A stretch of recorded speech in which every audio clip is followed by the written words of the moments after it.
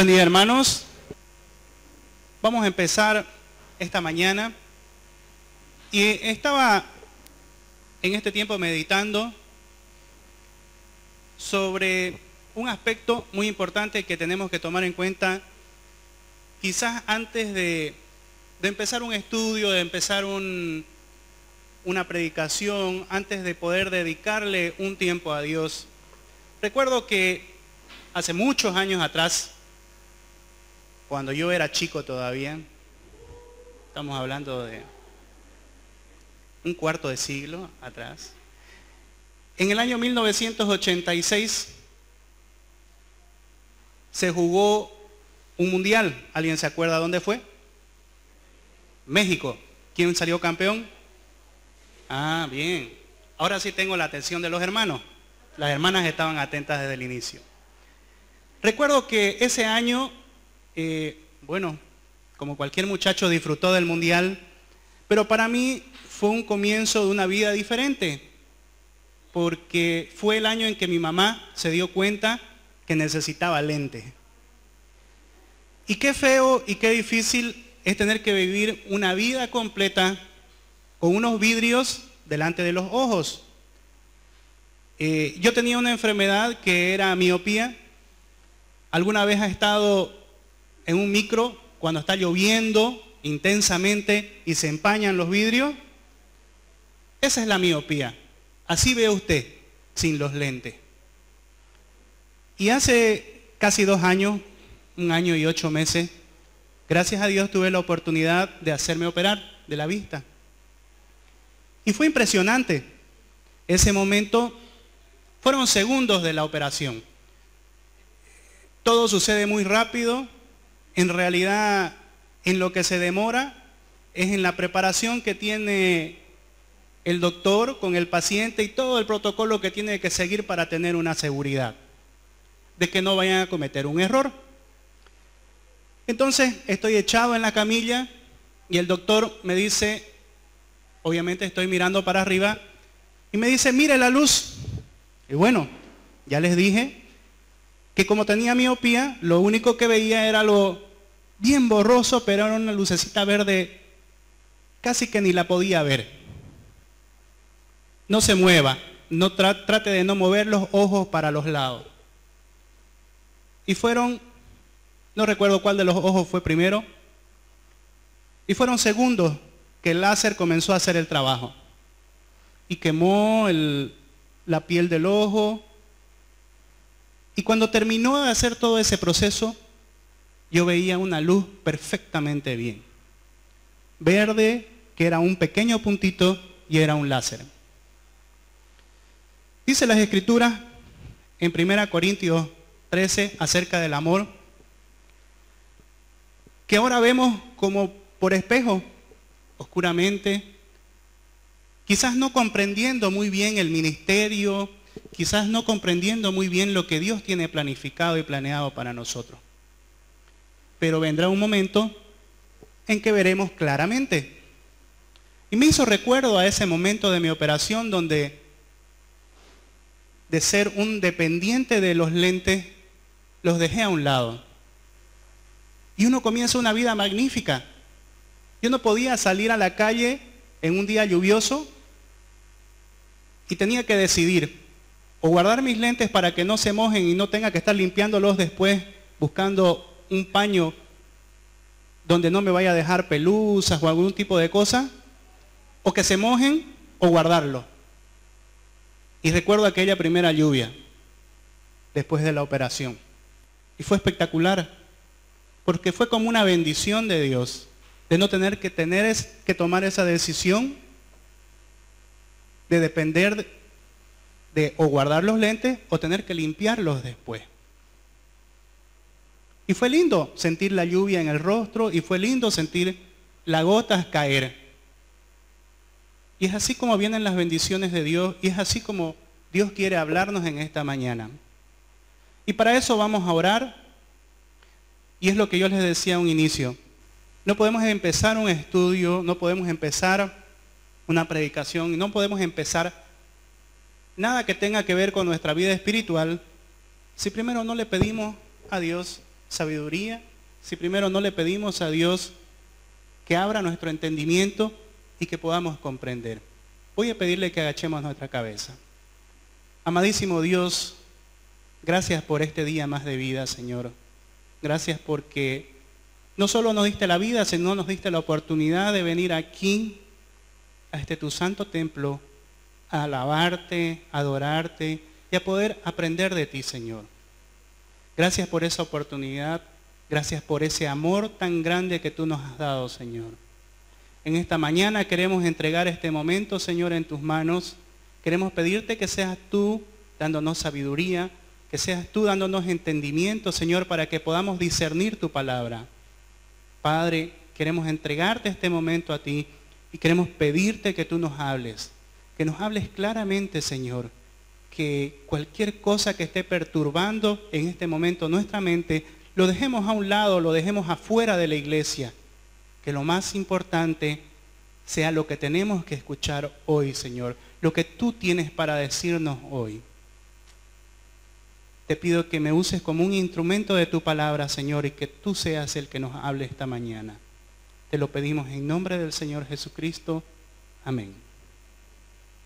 El hermano José Sanabria nos leyó la continuación de la predicación que hizo Fernando el domingo pasado. ¿Quiénes se acuerdan un poco de la predicación del domingo pasado? ¿Algo? ¿Sí? Algo ha tenido que quedarle, ¿no? Fue cuando Juan el Bautista prácticamente lo presenta ¿a quién? Al Señor Jesucristo, y sucede el bautismo, aunque en Juan no se aboca a hacer una exposición clara, ni detallada, ni amplia sobre el bautismo. Pero tenemos un video que queremos mostrarle. El siguiente día otra vez estaba Juan y 2 de sus discípulos, y mirando a Jesús que andaba por allí dijo: «He aquí el Cordero de Dios».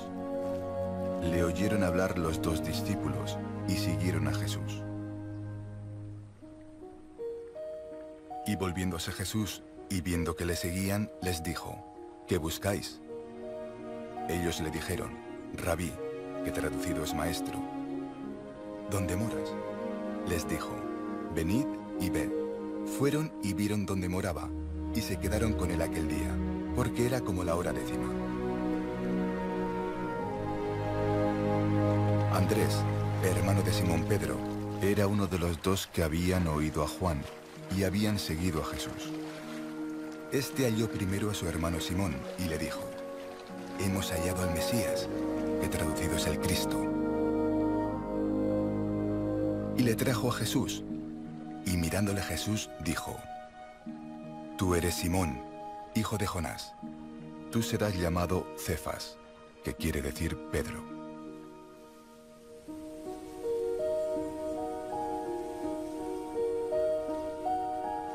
El siguiente día quiso Jesús ir a Galilea.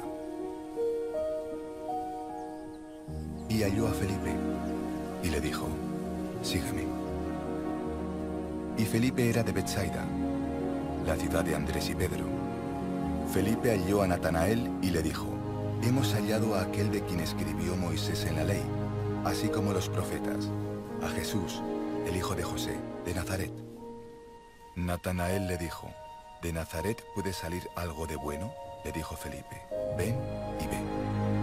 Cuando Jesús vio a Natanael que se le acercaba, dijo de él: «He aquí un verdadero israelita, en quien no hay engaño». Le dijo Natanael: «¿De dónde me conoces?».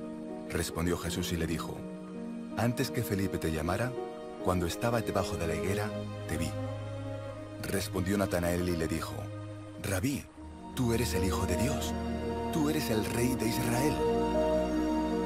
Respondió Jesús y le dijo: «Porque te dije, te vi debajo de la higuera, ¿crees?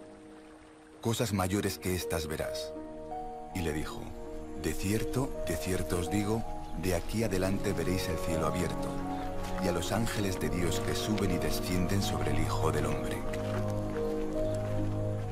Quizás en la Biblia nosotros a veces lo que vemos son puro letras, y no las podemos entender ni comprender. Pero un video o un audio puede dejarnos otra perspectiva. Y eso trataba de hacer el hermano José Sanabria hoy en la mañana. Le daba la entonación donde tenía que dar entonación. Si había que hacer un punto y aparte le daba esa pausa. Pero el poder vivirlo y verlo en un video, o poder haber estado dentro de ese escenario, es diferente. Y a eso es a lo que nosotros como cristianos tenemos que tratar de llegar. A vivir en el escenario que Dios ha preparado para nosotros. En ese escenario donde está Él, y Él es lo más importante a quien debemos seguir. Hoy en la mañana tenemos un tema interesante, como habrán podido ver. Hemos repetido Juan 2 veces. Y titula el mensaje "¿Qué buscáis?". Es lo que el Señor Jesús le pregunta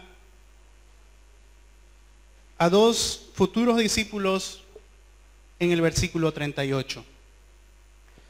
Y vamos a tratar de discernir, de ir desmenuzando un poco estos pasajes para poder llegar a tratar de llegar a respondernos qué buscaban esos testigos, esos discípulos, o qué busca usted hoy en la mañana, qué busco yo hoy en la mañana. Primeramente, Juan da testimonio de la luz.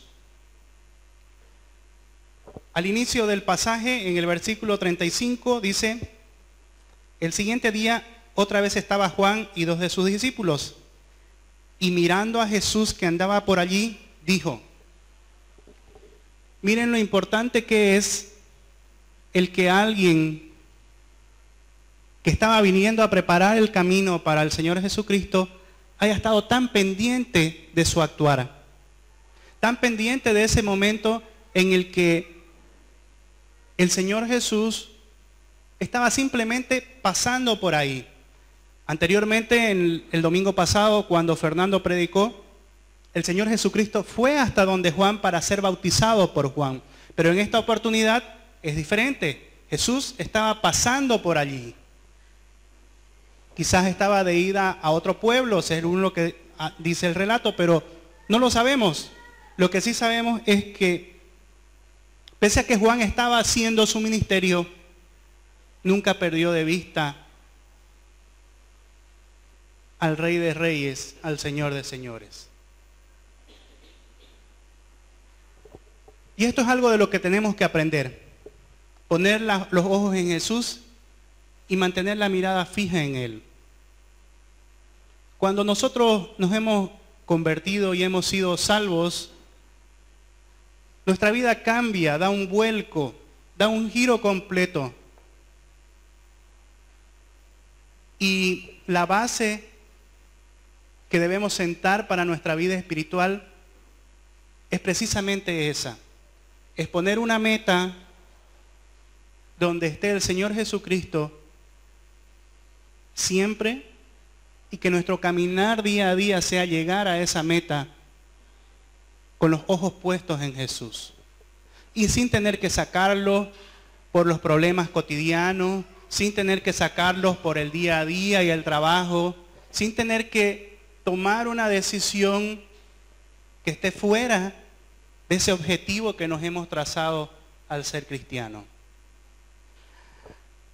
Pero para dar testimonio debemos ser diligentes y constantes en contemplar al Maestro.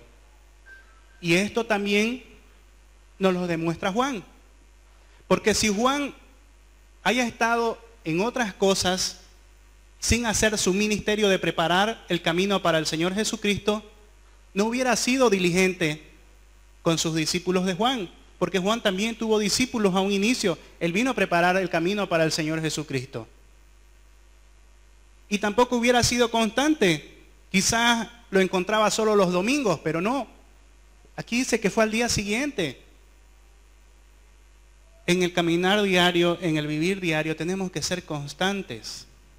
tenemos que tener una constancia de oración. Tenemos que tener una constancia de alimentación. Y eso quiere decir de leer la Biblia, de poder entender la Biblia, de poder comprender la Biblia, para que espiritualmente crezcamos.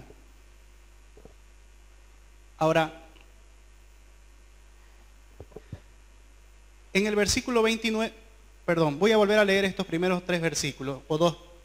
Dice, el siguiente día otra vez estaba Juan y 2 de sus discípulos, y mirando a Jesús que andaba por allí, dijo, he aquí el Cordero de Dios. Pero vamos a volver al versículo 29, y dice, el siguiente día vio Juan a Jesús que venía a él, y dijo, he aquí el Cordero de Dios que quita el pecado del mundo. Juan lo reconoció en varias oportunidades de que él era el Mesías, él era el elegido para poder traer esa comunión entre Dios el Padre y nosotros los pecadores. Pero miren lo importante y cómo enfatiza aquí que sería necesario que este Jesús sea sacrificado para poder sacar y perdonar el pecado del mundo. Dice el 29 al final, que quita el pecado del mundo.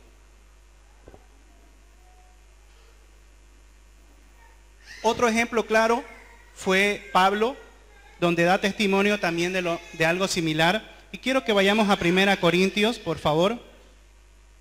Vamos a utilizar mucho nuestra Biblia, así que no se duerma. Hay pasajes muy lindos, muy interesantes en los que puede durante la semana meditar. Y vámonos a 1 Corintios 1:23.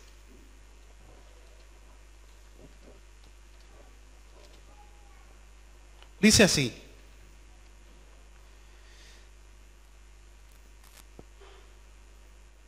Pero nosotros predicamos a Cristo crucificado, para los judíos ciertamente tropezadero, y para los gentiles locura. Y el 2:2 dice, pues me propuse no saber entre vosotros cosa alguna, sino a Jesucristo, y a este crucificado.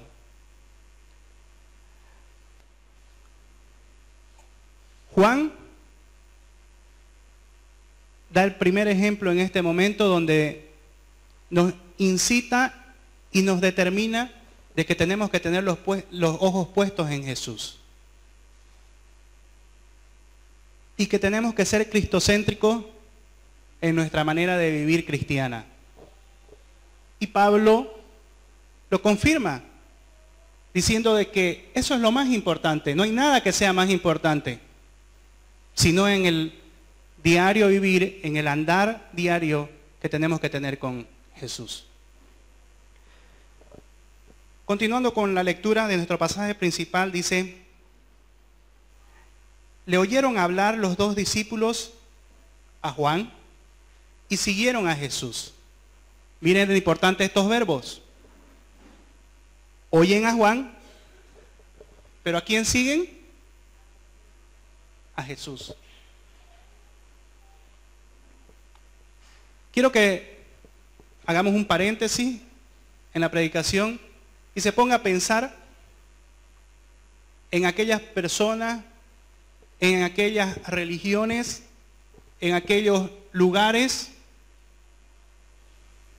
donde le dicen que oiga y que le siga a ellos, pero no a Jesús. Cuando escuche eso, tiene que dudar de esa doctrina. Lo importante en un maestro, en un predicador, en un anciano, en un diácono, en un pastor, es que le diga, ¿oyen lo que dice la palabra? Siga a Jesús. No tiene que seguir a ese hermano, no tiene que seguir a una persona humana, no. Tiene que seguir lo que dice la Biblia, que es al Señor Jesucristo. Y lo vamos a ir viendo durante todo el pasaje. Juan no busca discípulos para sí. Juan busca discípulos para Cristo. Y esto nos va a dejar comprender un poco mejor.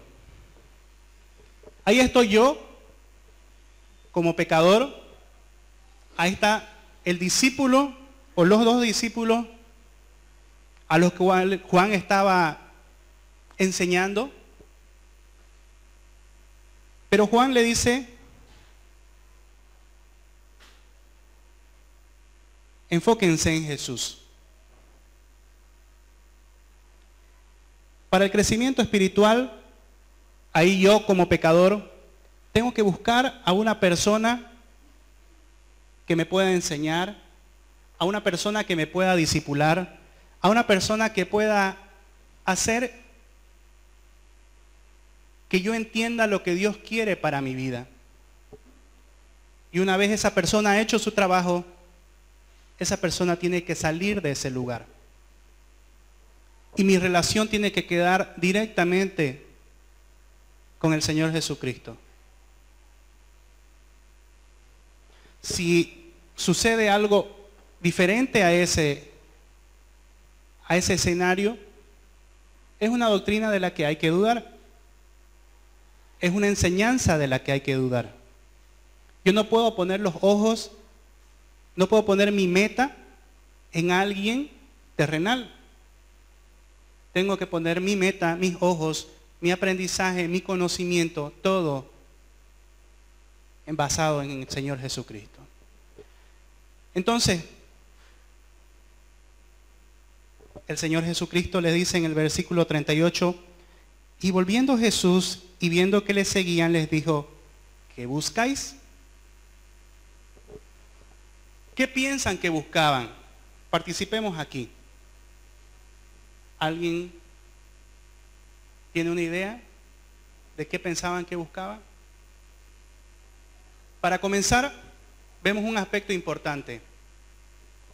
Viendo que le seguían, dijo el Señor Jesucristo. ¿Cómo pudo darse cuenta el Señor Jesucristo que lo seguían? Si Él pasó por ahí, Juan le dijo, miren, Él es el Señor Jesucristo, síganlo. ¿Cómo se pudo dar cuenta el Señor Jesucristo de esto? ¿Los habrá visto? ¿Habrá volcado porque escuchó los pasos ante ese bullicio de repente de gente que había? ¿O su deidad le dio el conocimiento como para saber que alguien estaba buscando? ¿Qué opinan?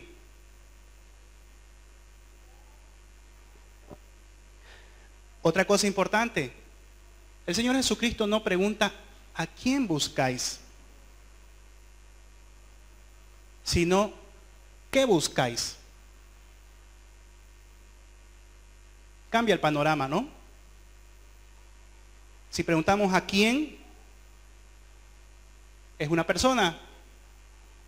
Si preguntamos qué,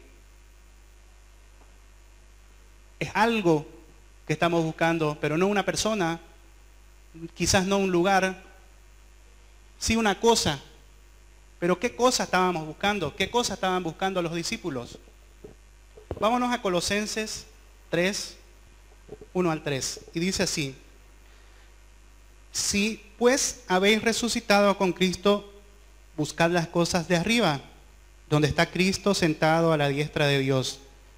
Poned la mirada en las cosas de arriba, no en las de la tierra, porque habéis muerto y vuestra vida está escondida con Cristo en Dios. Interesante el versículo 2.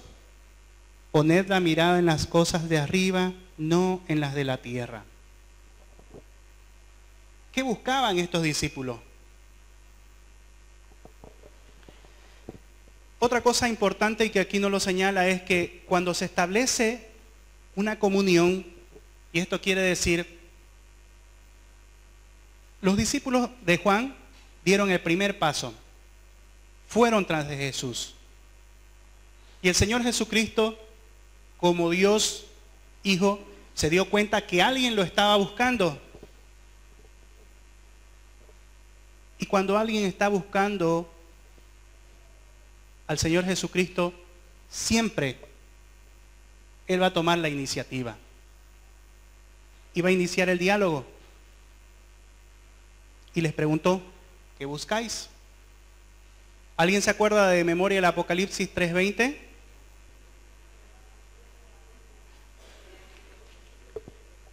He aquí yo estoy a la puerta y llamo. Él siempre va a estar ahí pendiente si alguien lo está buscando. Si alguno oye mi voz y abre la puerta, entraré a él y cenaré con él y él conmigo. Y eso es lo importante de la comunión que uno puede tener con el Señor Jesucristo. De esa comunión que solo Él puede dar. De esas respuestas que solo Él puede responder.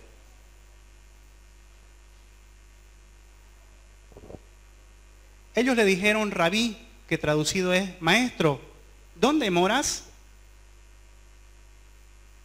Interesante, ¿no? ¿Usted ha visto alguna vez una conversación de puro pregunta, de puro consulta? El Señor Jesucristo le dice, ¿qué buscáis? Y los discípulos de Juan dicen, ¿dónde moras? Raro, ¿no? Por lo general uno tiene un tipo de conversación diferente, uno pregunta, el otro responde y de repente después de responder hace otra pregunta, pero nunca vemos que alguien responda con otra pregunta. ¿Qué querrían decir con ¿dónde moras?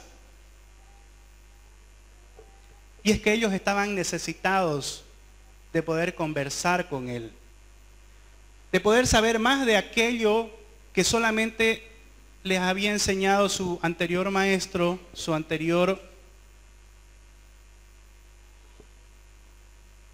digámoslo así, predicador, que era Juan el Bautista, y que era mínimo a comparación de lo que Dios podía enseñarles. Entonces querían conocer más de Él, querían conversar con Él, deseaban aprender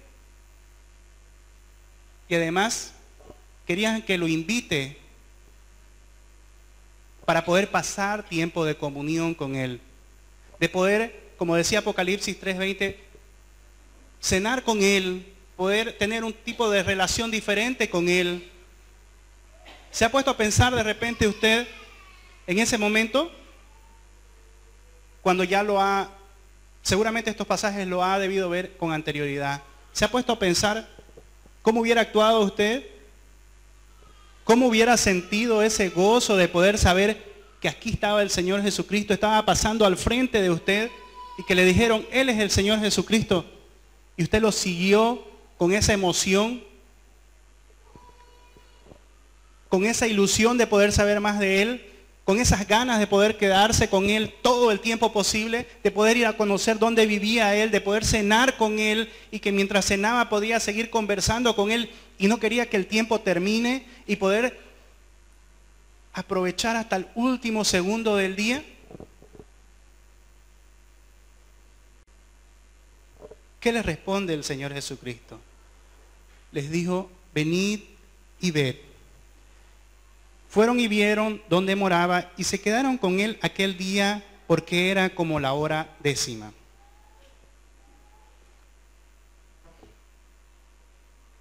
El Señor Jesucristo quería que lo conocieran. Además quería poder enseñarles seguramente porque estaba como que comenzando su ministerio en la tierra y necesitaba tener personas con las quienes contar que iban a ser sus discípulos. Mateo 8:20. Si alguien lo tiene, por favor, me ayuda.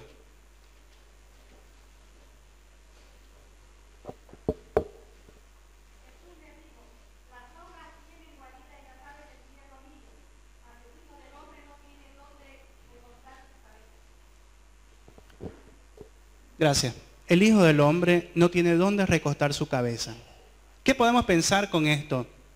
Que Él vivía en un lugar sencillo, que Él abrió sus puertas de su casa, les dio hospitalidad a estas personas sin importarles nada. De repente, sin importarles qué les iba a invitar de comer, de repente sin importarles qué era lo que querían estas personas.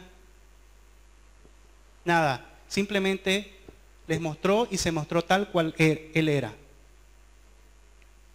Ahora, algo importante en un discípulo es saber aprovechar la oportunidad que se le da, con sabiduría. Segunda Corintios 6:2.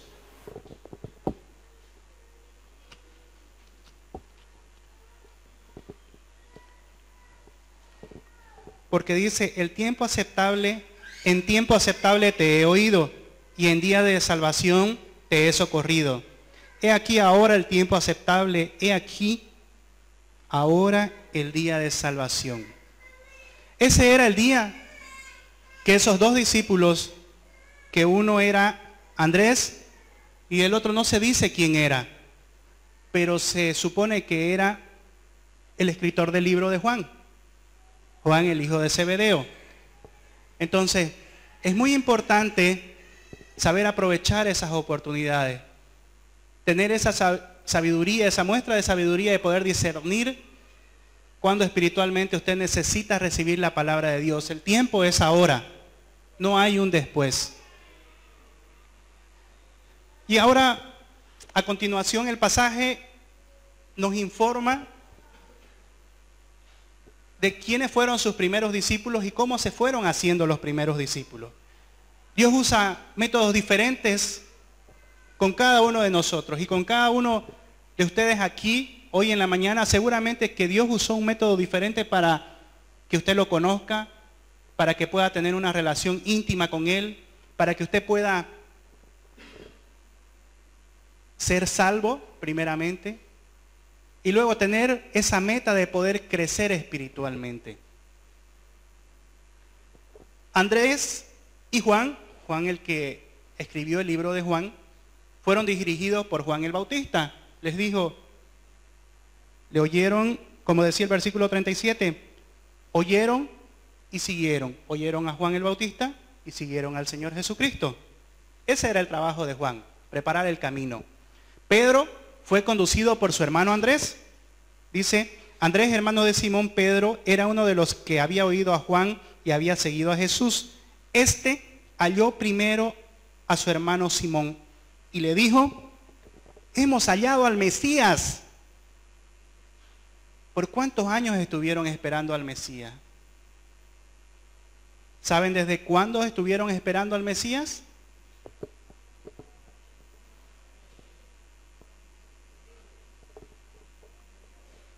¿Desde cuándo? Desde Génesis. Desde que entró el pecado al mundo. Desde ahí estaban esperando a alguien que venga a salvar a esta humanidad. Pero miren lo importante y la palabra que dice aquí. Este halló primero a su hermano Simón.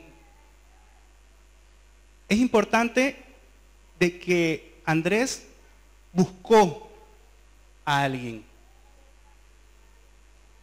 Como decía nuestro título de la predicación, ¿qué buscáis? Él buscó. ¿A quién buscó? A alguien cercano a él, a su familia. Y ese es un reto para nosotros, es una forma de hacer discípulos para el Señor Jesucristo. Ir y buscar a nuestra familia primeramente. Felipe fue llamado directamente por Jesús, y eso está más adelante donde dice, el siguiente día quiso Jesús ir a Galilea, y halló a Felipe y le dijo, sígueme. Otros son directamente tocados por el Señor, y el Señor actúa con él y le dice, sígueme, como pasó con Pablo, cuando le cambió de nombre de Paulo a Pablo, y le dijo que vaya a cierto lugar, y luego el ministerio de Pablo fue tan grande, tan espectacular, fue llamado por el Señor mismo. Luego más adelante vemos a Natanael, que fue buscado y conducido también por Felipe, aunque el Señor Jesús ya lo había visto de que estaba escondido en unos matorrales, dice ahí. La forma en que Dios lo va a buscar a usted, en que va a buscarme a mí, en que va a buscar a su familia, en que va a buscar a sus mejores amigos, va a ser diferente, nunca va a ser igual. Cada uno va a tener una experiencia diferente con Dios. Algo muy hermoso que quiero que tratemos de desmenuzar esta mañana es el Hijo del Hombre. El versículo 51 dice, y le dijo, de cierto os digo, estaba hablando el Señor Jesucristo, De aquí en adelante veréis el cielo abierto y a los ángeles de Dios que suben y descienden sobre el Hijo del Hombre.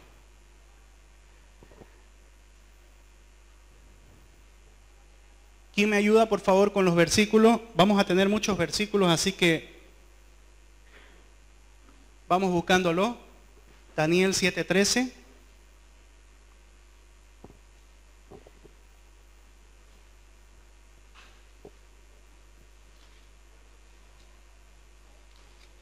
Dice así: miraba yo en la visión de la noche, y he aquí con las nubes del cielo venía uno como un hijo de hombre, que vino hasta el anciano de días, y le hicieron acercarse delante de él.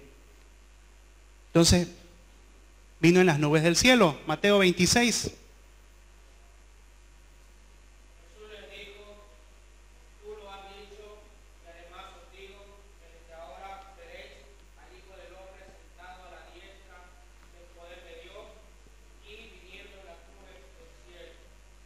Y viniendo en las nubes del cielo también.